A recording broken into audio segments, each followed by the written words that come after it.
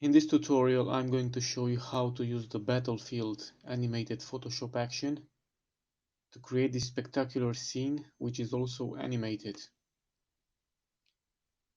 The action uses 6 animated effects in order to create an entire scene, which is perfectly looping. It lasts for 3 seconds and can be rendered as GIF file, which can be repeated forever, and thus you will have a 3-second duration GIF which loops indefinitely and perfectly.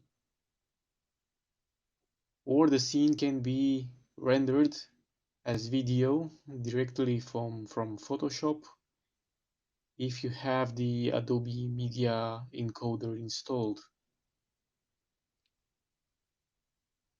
Now, the action produces the scene from a background image. As you can see, we have a background layer.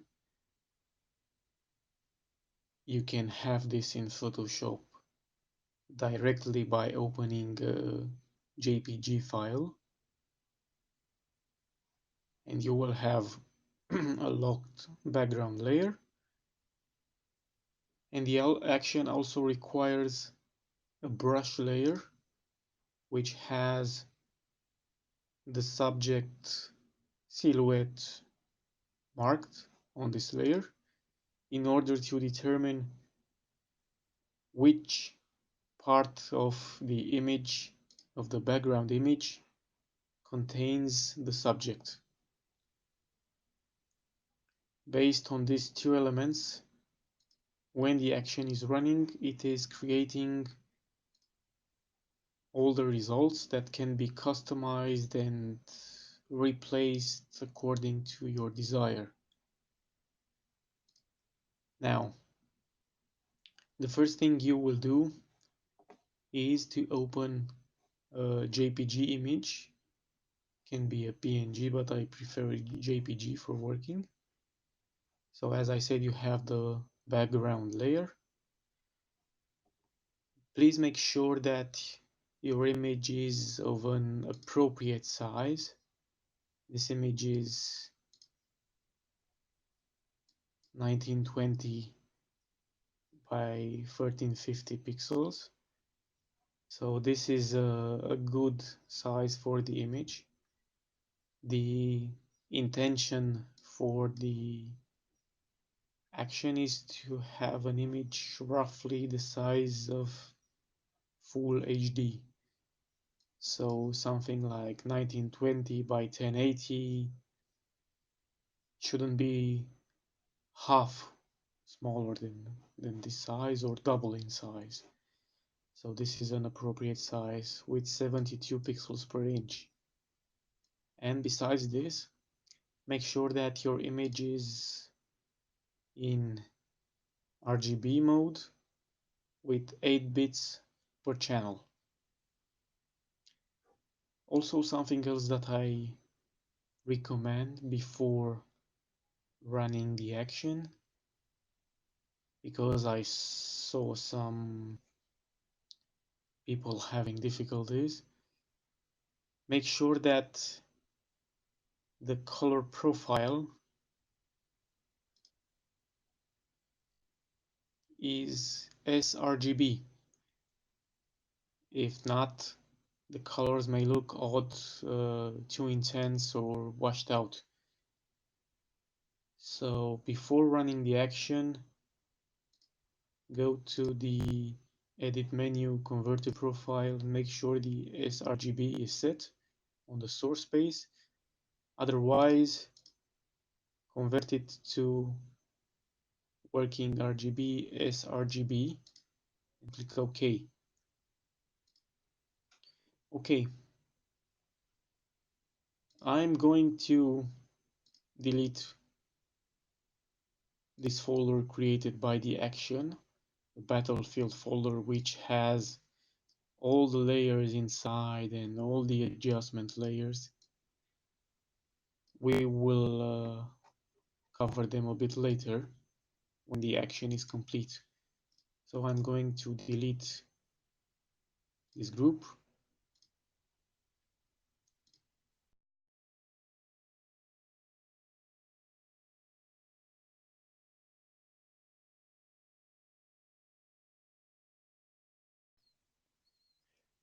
There are multiple ways of selecting the subject of your photograph.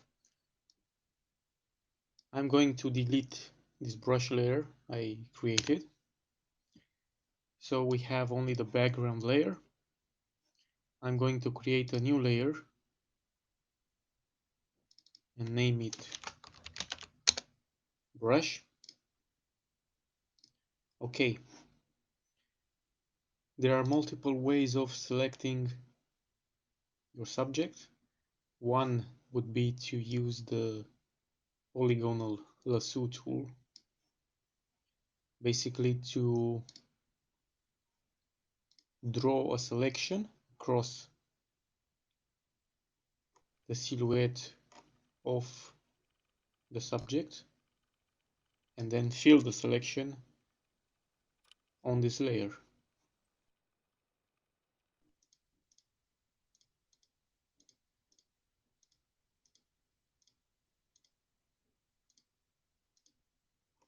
So this would be one way of selecting your subject. This is very useful when you have a subject with a complex shape and when the background is very crowded, very full of detail. So when you have the selection made on this brush layer, you just fill the selection with a color, any color, and then deselect, and you have a rough selection of your subject. Of course, you will have to tweak it to achieve the perfect result by brushing out using the eraser tool to brush certain parts. Okay, so this is one way of doing it. Another way, I'm going to select all and then delete. Another way would be, for me in this case, to use the background color, which I can much easily select because it's almost uniform.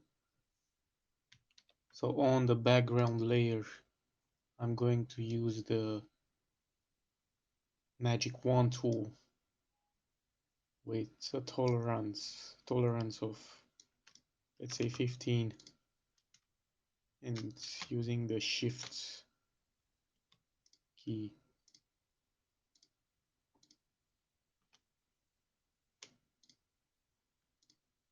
I'm very easily selecting the gray color in the background.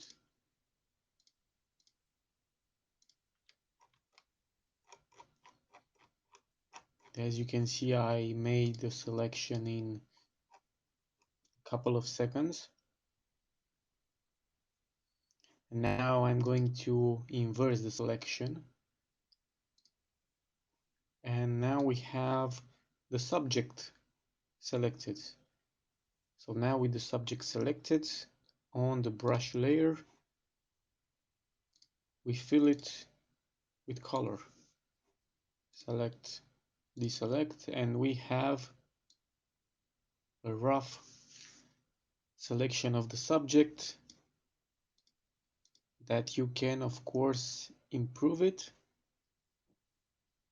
by brushing using a brush tool with a hardness selection of 100%.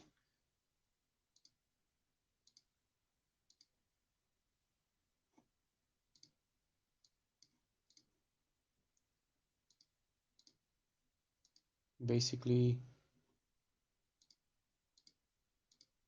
fill the areas which were not perfectly selected. You can lower the opacity to better view it.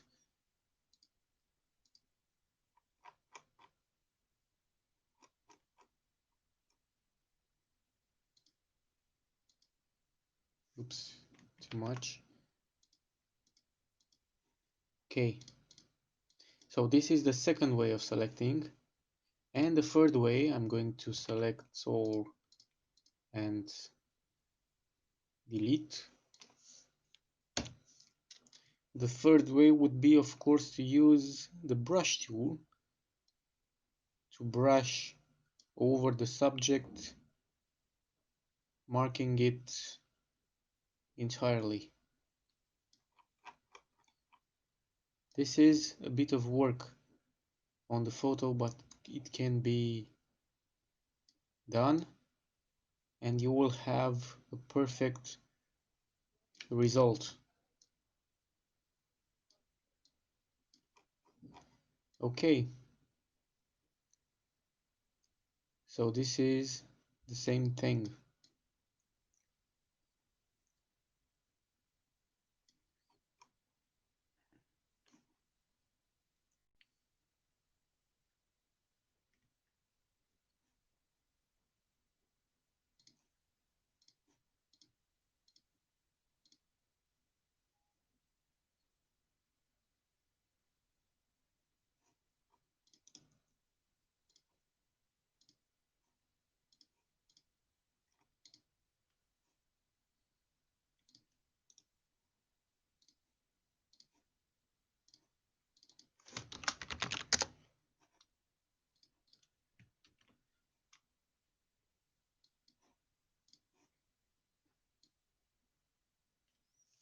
So now we have a brush layer with the silhouette of the subject.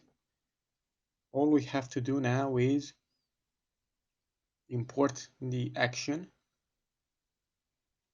into the Actions panel in Photoshop. So with the Actions panel open, you want to click here and load actions and load the battlefield animated Photoshop action. Okay, so we have the action folder here. It contains the action. We are now ready to run the action by clicking on play.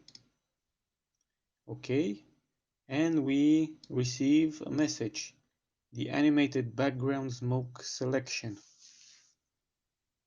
In the next step, when prompted, go to the background smoke folder and select open the file named 00000. You will be able to reposition the animated element when the action is complete. So what the action does now is prompt us to load the background smoke, which is an animated element. The background smoke lasts, of course, for 3 seconds,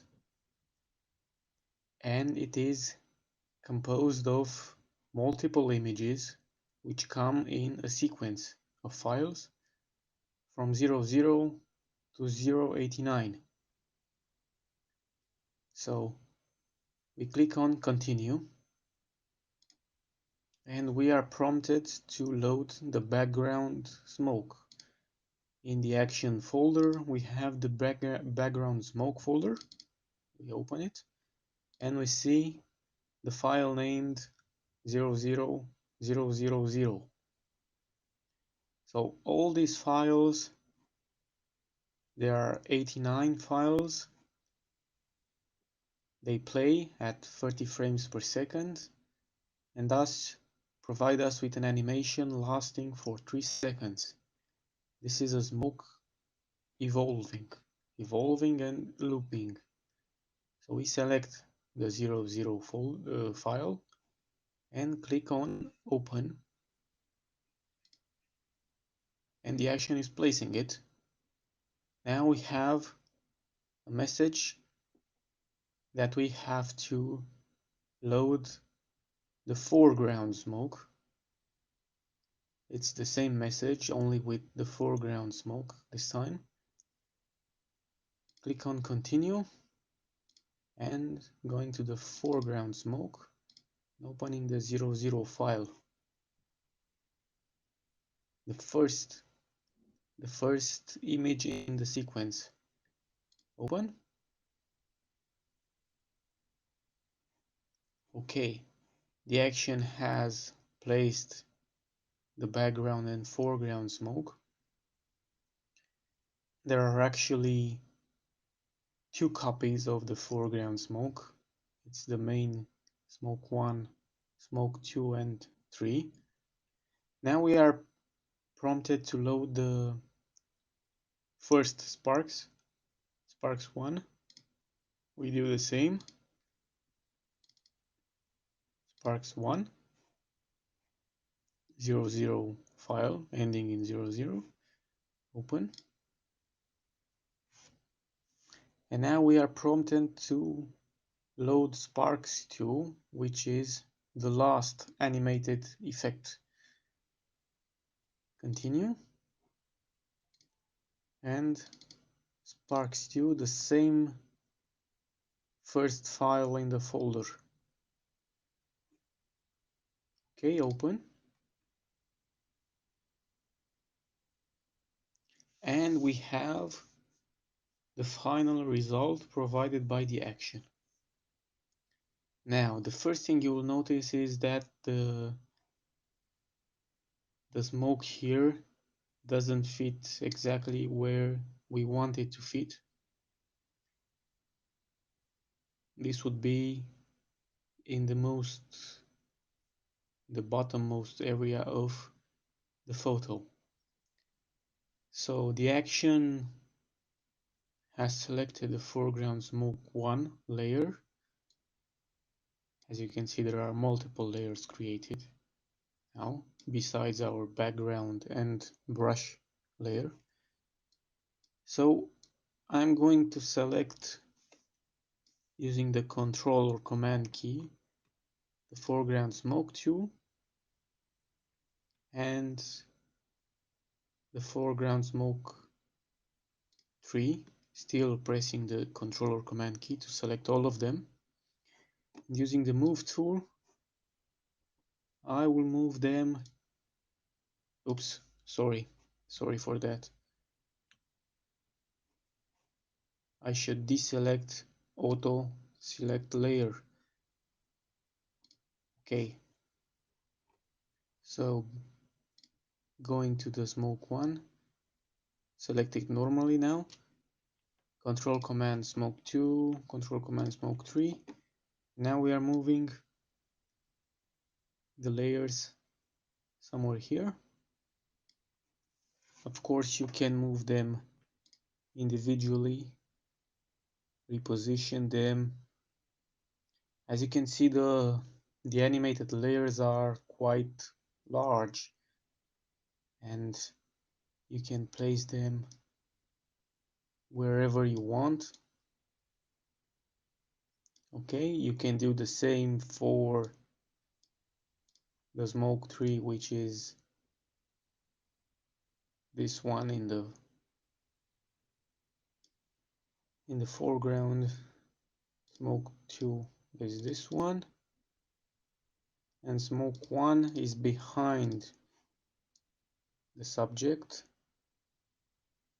Okay, it's still in the foreground, but behind the subject. You also have the background smoke layer, which is this one. It is also animated. You can position it wherever you want.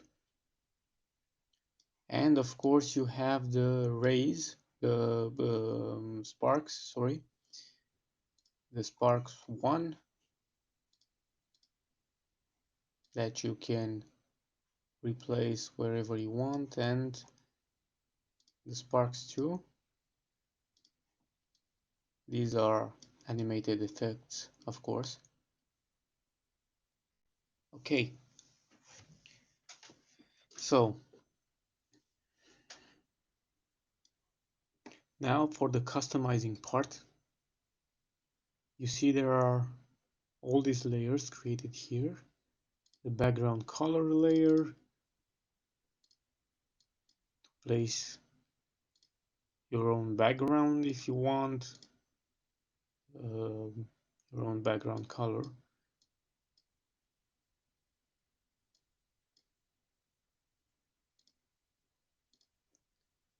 There is a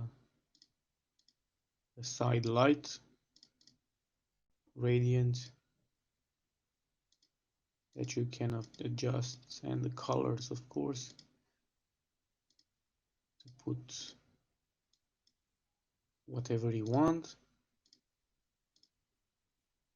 The background smoke, which is this one, also has a gradient applied to provide us with the right color here. Otherwise it would be white. Okay, there is the raise smart layer, which creates all these rays. You can replace the rays by adjusting the radial blur smart filter.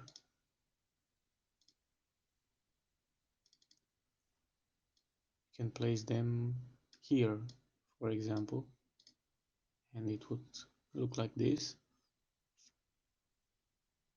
Okay, or maybe on top to look like this. Okay, there is our subject layer, which of course has smoke in front and behind him. Our subject layer, if we zoom in, you can see it has, in this case, a Gaussian blur applied to provide us with some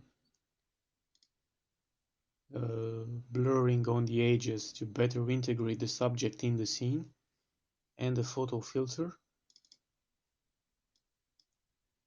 to provide color for the edges of the subject to be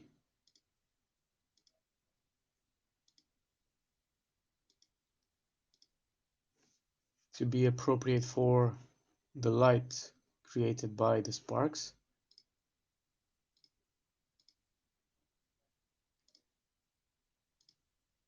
And of course, you see here there is a gradient fill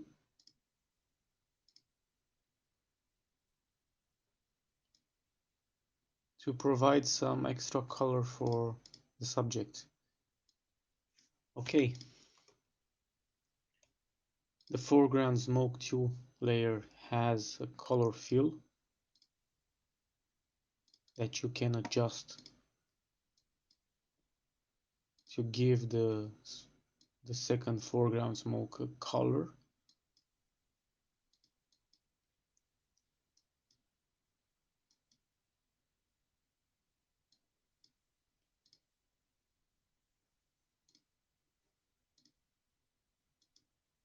Or even a brightness by using a brighter color.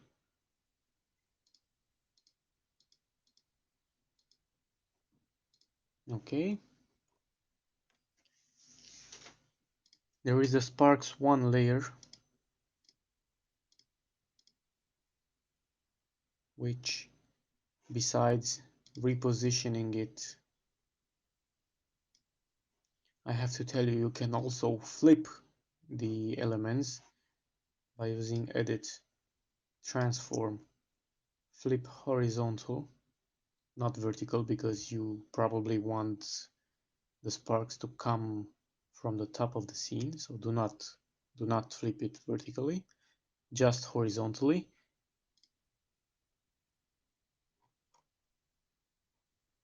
Okay, there are two filters which are disabled, the levels filters, the hue saturation.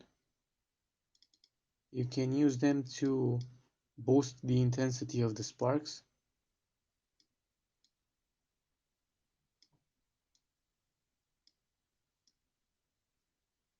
Okay.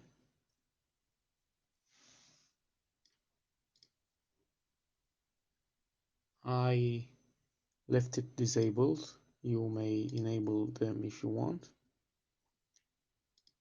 The foreground smoke tree, which is this one here, has color fill that you can put whatever color you want. Okay, then there are some color controls. A light gradient.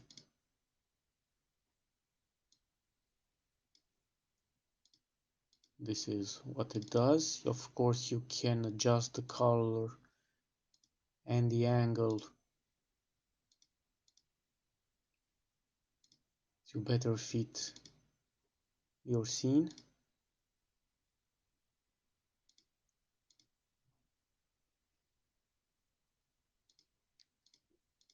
Okay, there are a hue saturation layer that you can adjust for saturation and hue control.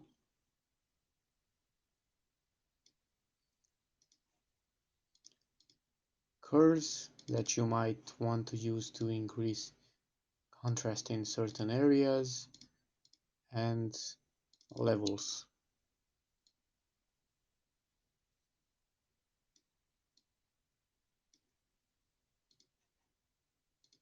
Okay, and above them is the Sparks 2 layer. It's above the color controls because I didn't want the Sparks layer to change color with the color controls. They also have a hue saturation and levels. So you might change the hue to something more red or green maybe.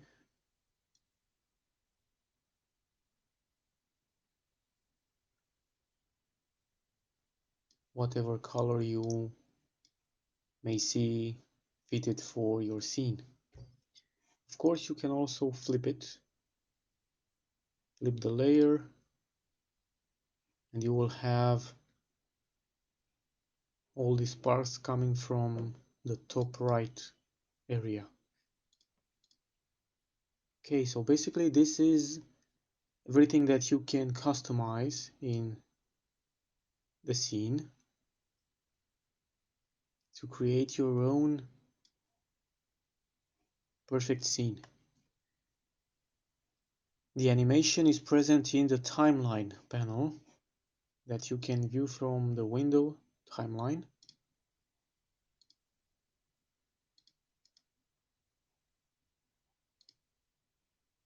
It says it lasts 3 seconds. Now, when you are done with the scene, you can preview everything you have created, maybe at a half resolution or quarter resolution. It will take some time to preview, or you can skip through the scenes.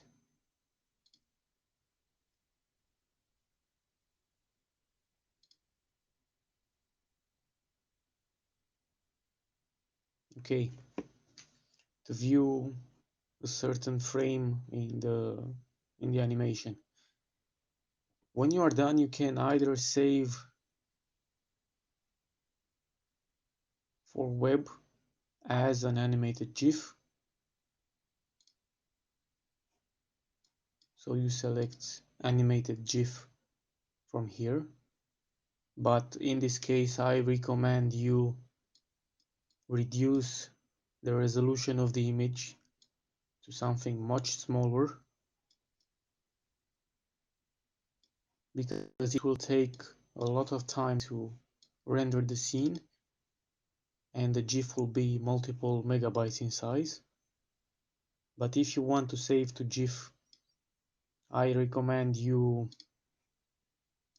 reduce the image size to something like 500 in width, or you can save to video directly in this large resolution. Full HD I prefer and recommend. That's 1920 by 1080 pixels. And using this button in the timeline, render to video, you should have Adobe Media Encoder installed. And you can render to video. It will be a 3-second video at 30 frames per second.